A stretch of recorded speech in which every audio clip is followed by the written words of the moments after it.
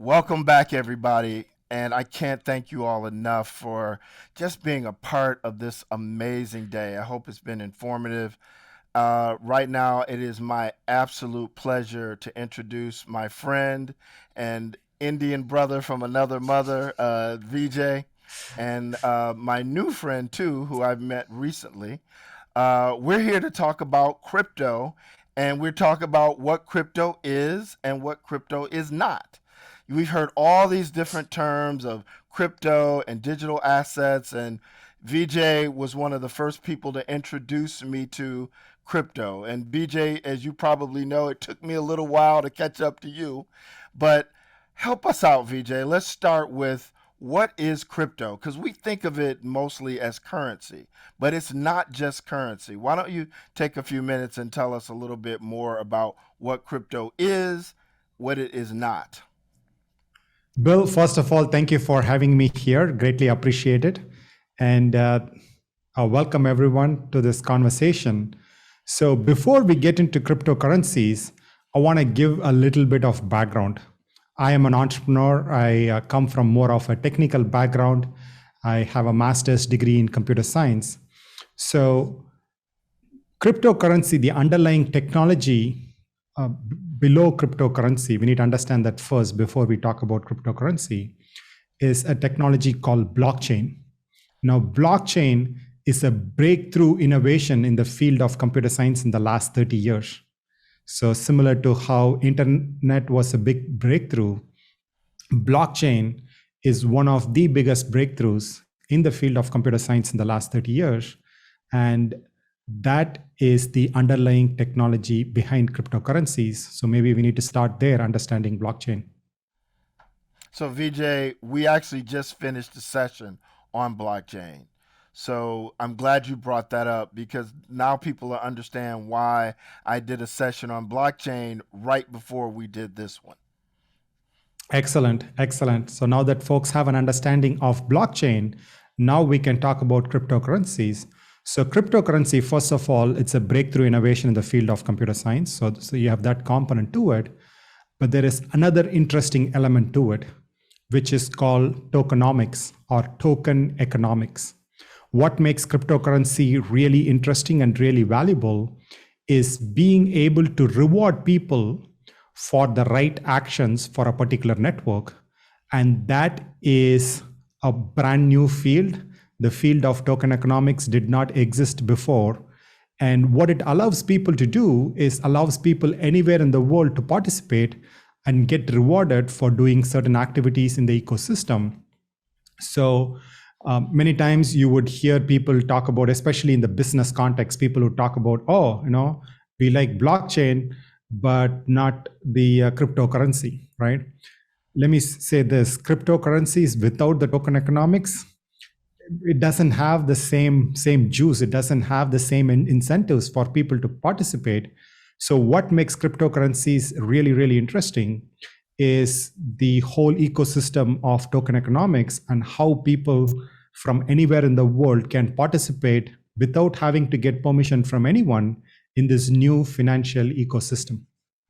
Thank you, VJ. And, too, I wanted to know if you can give us kind of some use cases. What are some of the areas? And by the way, I was remiss with VJ. I was supposed to give his bio, but he did a good job of doing it without me. So, too, I'm going to let you give your own bio as well. But after you tell the folks a little bit about yourself, why don't you tell us some use cases of exactly what VJ is talking about? Sure. So first of all, my absolute pleasure being here with everyone, and thank you for having me. I'm currently a quant researcher at a fintech firm called Betterment. Before that, I worked as a structurer at a crypto native firm called BlockFi. I graduated with a Master of Finance at MIT, Sloan School of Management. So most of my time has been in the financial industry.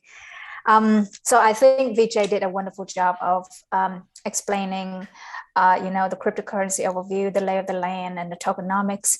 I usually have a very typical mindset of a financial analyst, thinking of crypto as not only the form of payments as a form of currency, but I think of it as an investment vehicle.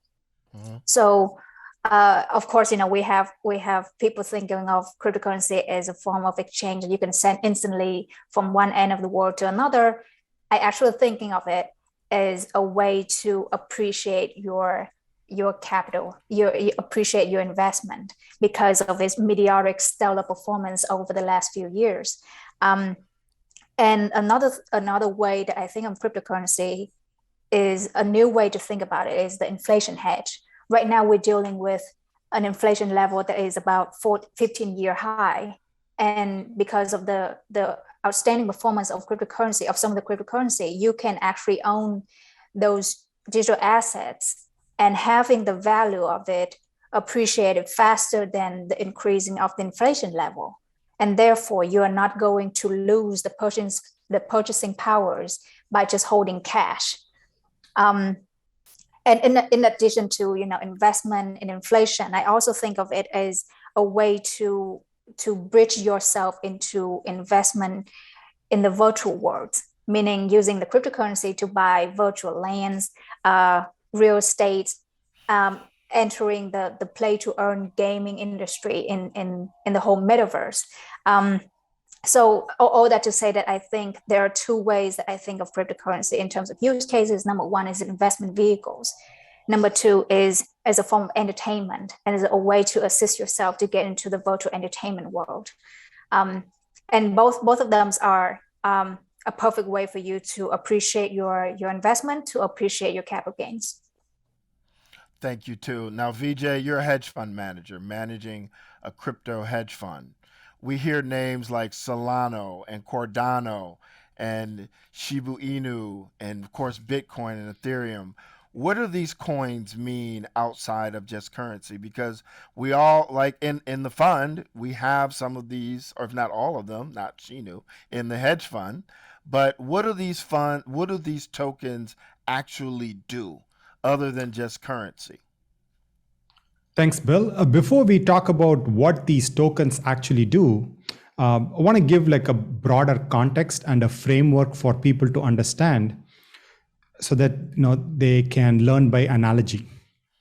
So before internet came along, or when internet was just beginning to come along, people thought of internet as another channel for distribution, right? You had TV, you had radio, you had newspaper, and internet was one of the channels. What people did not understand back then is that internet is a meta channel, right? It incorporated all the other channels. You have internet radio, internet TV, internet newspaper. Not only that, tons of other applications came along which we had never seen before. So similarly, cryptocurrency right now, people think of it as another asset. You have stocks, you have bond, real estate, gold, and then you have crypto assets. The bigger play here is that, yes, it is a new asset, but beyond that, it is a meta asset. It can incorporate all of stocks. It can incorporate all of real estate. It can incorporate all of the other traditional assets that we think of. And that is super exciting. We are still at the very, very early stages of the entire evolution. Now, in order to make the evolution happen of being able to incorporate all the other assets that we talked about, giving birth to new kind of applications that we haven't never seen before, we need to be able to create these applications using different programming languages. So you had Bitcoin as the original store of value. It's a way in which people can store the value, and as Tu was talking about, as a hedge against inflation. But beyond that, you started seeing programmable blockchains wherein which you can program, you can create your own program. And that's where you have things like Ethereum, Cardano, Polkadot, and a lot of the other solutions which are more programmable way of being able to program different applications. And then finally, you have the actual applications itself, right? So you have application, for example, like Compound, and Compound is a way in which people can lend and borrow money. That is more of an application layer, but uses Ethereum behind the scenes. So that's how you need to think about. You have the fundamental technology, which is the programming layer, things like Ethereum, Solana, others. And then you have applications, things like Compound, which are more around different ways of applications that people can use. First of all, VJ, that was an amazing explanation. Two, I'm going to let you add something to that because I have a feeling you want to add a little something on top of that. Sure. I think VJ did a wonderful job of talking about the overview of those tokens. I would also add a little bit of one of the problems that we're dealing a lot in the crypto world is the scalability. Now that we have a much larger number of players in the field now, we keep hearing about congestions on the chain. We keep hearing about high gas fee on the Ethereum because of so many transactions. So a lot of these, I guess, like rival tokens are trying to market themselves as very efficient, very low cost, low gas tokens that can help almost like divert the traffic and almost lower the transaction fees on the chain and help, assist in the scalability of the crypto world. And therefore, I think that it is almost critical that we have all of these innovative chains and tokens that help with the scalability and help with efficiency in the crypto world in order to have a very successful adoption in the future for the public. We're going to have questions in a minute because I have a feeling that our audience probably has a lot of questions for both of you because this is just a fascinating subject. So I'm going to let either one of you all answer this. Like we hear these terms governance and utility for these coins. I'll let either one of you or both of you answer. What do these terms mean to the people in our audience when they hear this is a governance coin or this is a certain other kind of coin? Tu, why don't you go ahead and take it? Sure. So I guess like governance, I would just go with governance and then I would just leave a bit of a room for VJ because I don't want to be the only one who monopolizes the conversation. So I guess governance is a very good way for the whole community to have a say in how the development of the token goes forward, meaning that the developer team is not only focused on a small group of the developers, the initial developer, but it's also open to the public, meaning that even you and I or anyone else can look at the code and see if there's any security vulnerability, if there's any bugs. We can also have a say in how we can fix that. We can also have a say or vote on how to go about the future development and the future finesse of a token and on the blockchain. So I think that that's very critical for the whole community to harness the brain power and the thinking of the whole community to enrich and to improve the platform and the token. VJ, any thoughts to add? Yeah, so maybe I can clarify on what is a utility token. And the way utility token came about is that a lot of these coins, they look almost like security. They look like a stock, right? So Tu talked about how you can use these tokens as a way for voting and governance, and which is similar to a stock. If you are owning Apple stock, then you can go and have a vote on the board resolution. So the governance token gives you similar ability. And so there was a question around, hey, is this a stock, a security, or is it something else? And if it is a security, then it needs to be regulated like how stocks would be. Whereas there are certain segments of coins which are more considered like a utility coin. They are not security in the sense that even though it gives people the rights to be able to govern and direct the future of the protocol, it is not security as such. And those are deemed or categorized as utility tokens, wherein which they have a specific functionality and utility of how the tokens is used, rather than just using as a way for governing and deciding on how the protocol moves and how it gets implemented. So VJ, because we have a lot of young people on the call. And because of the nature of the Wall Street Wizards program is to educate young and young adults, and both of you all are young to me. So I wanted to know, VJ, a lot of young people have been asking me about music as a utility. Can either of you all talk about the music industry as it relates to crypto? I can take it too if you Sure. like. Sure. Go ahead. So this blockchain technology is going to touch every single industry in the world, including the music industry, right? We believe it's going to be the world's first $250 asset, right? So quadrillion is 1,000 trillion, and the entire crypto market right now is maybe about 2 to 3 trillion, and it's going to touch every single industry. Specifically in music industry, right now there are a lot of inefficiencies, right? If you have an artist who's creating music, that artist typically gets royalty, right? The artist, the music copyright itself is owned by a record label, and the record label gets paid, and then the artist gets a royalty from that. And this entire process is not transparent. The artists, they don't know who is listening to the music, how many times has this music been listened to, is the record company paying them the right amount of royalty. All of that is a black box, and it's not very clear. And you don't have a way for actual music listeners to participate in the process of the entire music creation side of it. Like, right now people are more consuming. What blockchain allows is it merges the balance between investing and consuming.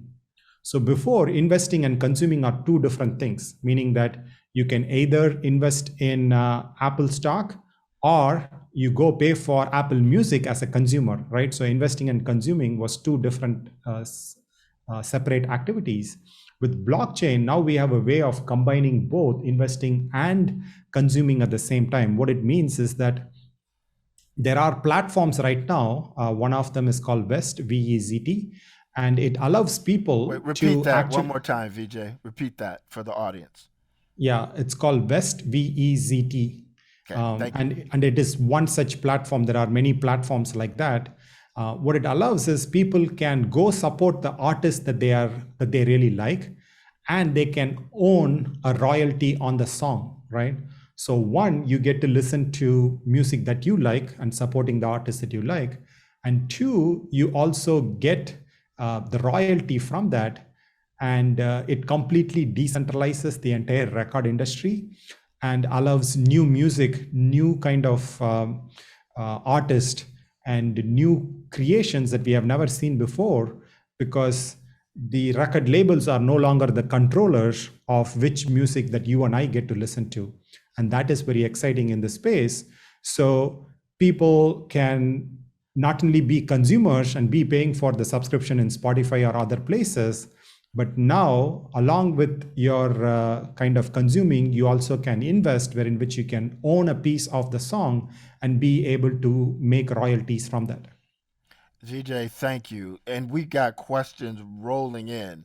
I'm looking at I don't know if we're going to get to all of them, but we're going to do our best.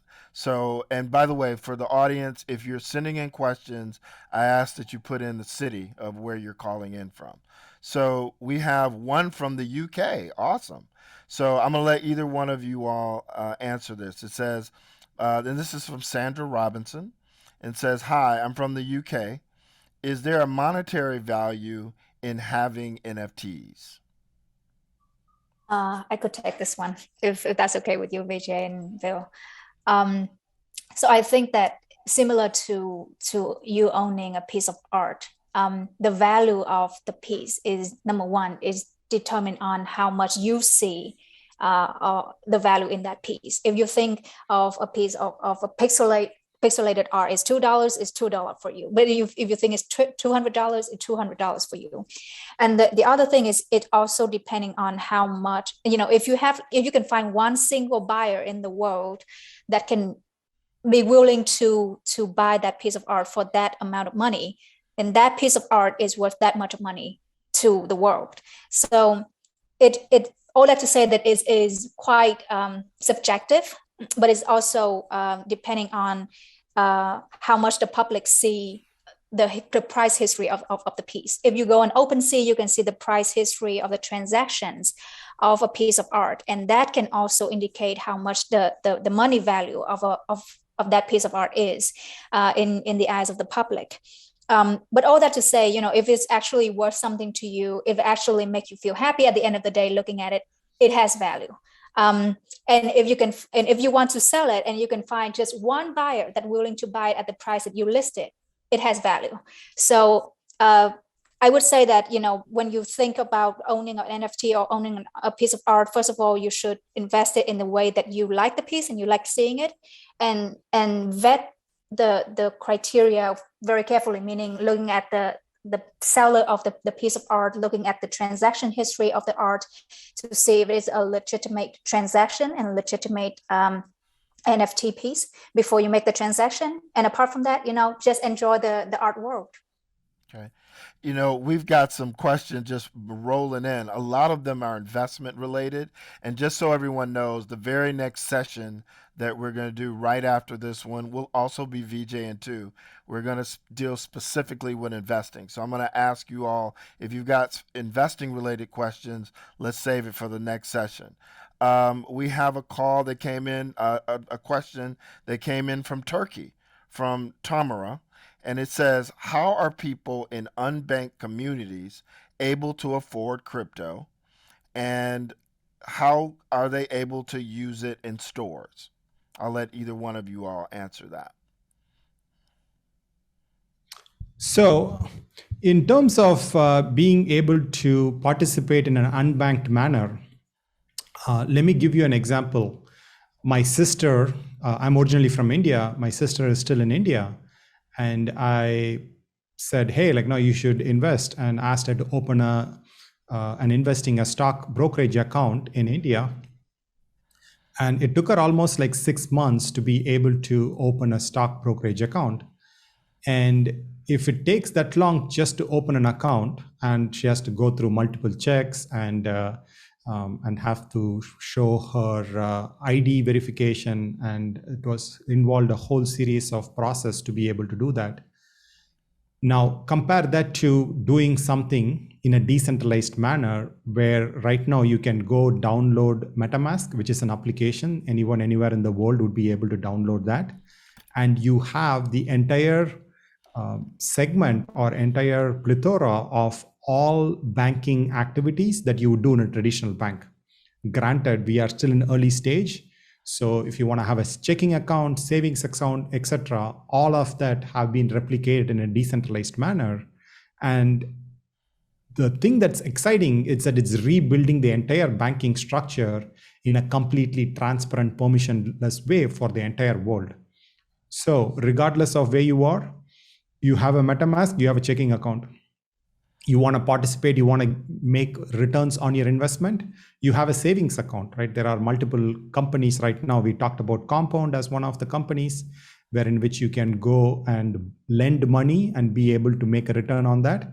Or you can borrow money based on the assets that you have.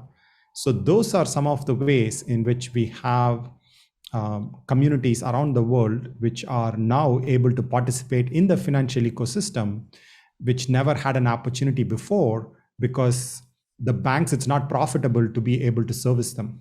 So that's how the new world of decentralized finance is bringing financial inclusivity to everyone, not just financial inclusivity, but also financial activity and ultimately financial freedom for everyone who's involved in the ecosystem. Well, VJ, we have a couple of minutes left. Can you tell everyone what MetaMask is? Give it a little bit more background on what MetaMask is, and where can they find it? Yeah, MetaMask is a piece of software, and it's a wallet. What it does is it holds on to all the private keys that you have. You can download it on Windows, Mac, on your any kind of device. You can get it on browser if you have Chrome or any kind of browser. You can download it as a browser extension. Or if you have an Apple or Android phone, you can go to the App Store to be able to download MetaMask. And once you download MetaMask, it sets up a wallet address, and I'm not sure if you are able to see me. Breaking up just a little bit. Just breaking up a little bit. All right. Thank you, VJ. We have one more question I think we've got time for. Someone wants to know, how can they develop their own blockchain? Anyone want to take that one? Oh wow, this is a big questions to tackle in about 1 minute. This is quite hard because like I personally think that it's going to require a lot of commitment and mental power. But all that to say that not to discourage you, because for example, Dogecoin, they literally just took the Bitcoin blockchain and rename it to make it a Dogecoin blockchain. So all that to say that you can literally just piggyback another blockchain already established and making some improvement on top of that, repurpose the code from that blockchain to make it your own by just changing a few names. And that's totally okay right now in this world. Not to say that, it's cool to free ride another person's work, but right now I think that the beauty of the whole digital world right now is that you can leverage the community work. So you can leverage the work from another team to finesse and to improve on top of that, to contribute to the whole development of the digital world. So if you can do it the simple way, you can. And if you want to take time to do it from scratch, you can also do that as well. But right now, the beauty is you can basically take an existing platform and improve on top of that to create a new one. Thank you, too. And with that, we're going to just get ready for the next session. We're going to take a small break. This is a time to go get a break, get a snack, and we're going to have Tu and VJ up again. And this time, we're going to dig deep, and we're going to talk about investing. See you in a minute. It's game time. Oh! Hey, Jack, what is this? I'm like so scared already. Saffron. Chili pepper. Armadillo. Armadillo. Pangolin. What? Coffee grinder.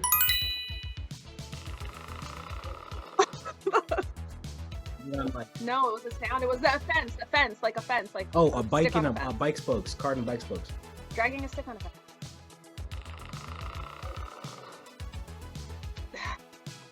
Like somebody spinning like one of those wheels or something. Or Like a wheel of fortune. Yeah.